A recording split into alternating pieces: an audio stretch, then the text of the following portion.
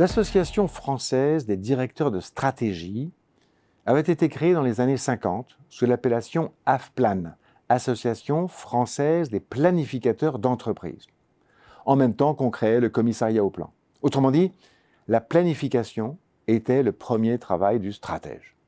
Le mot planification est ensuite entré en désuétude, notamment avec l'abandon des grands plans français.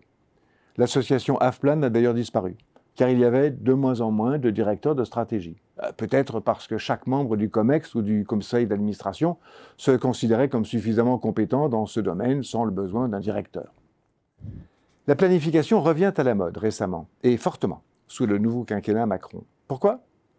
Parce que la complexité des enjeux et surtout la prévisibilité de certains d'entre eux demandent à se préparer, donc à planifier. On sait, entre autres, que le climat va se réchauffer, etc.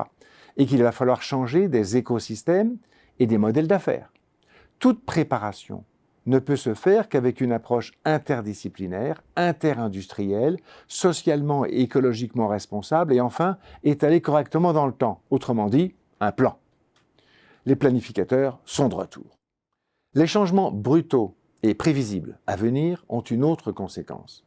Les best practices et les benchmarks du passé, ou même du présent récent, perdent considérablement de leur valeur.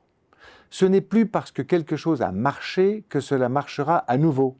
Il nous faut plutôt des best practices prévisionnelles, des anticipations de mesures à mettre en place.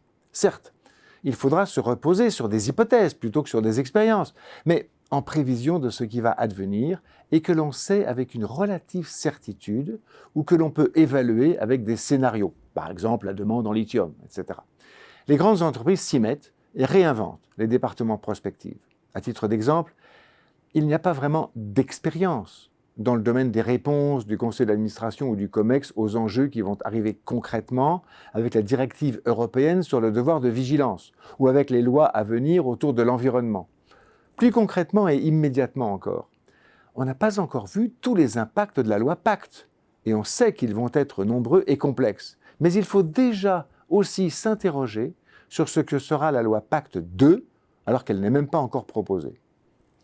Il faut des plans, car l'adaptation devra être progressive à la complexité des changements à venir, souvent non linéaires et brutaux.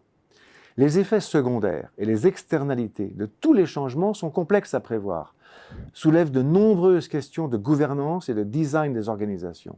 Les réponses ne peuvent pas être improvisées.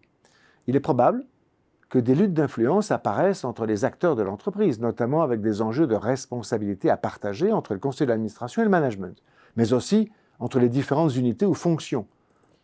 Qui pourra se prévaloir d'être plus crédible, plus légitime ? Sur quelle base ?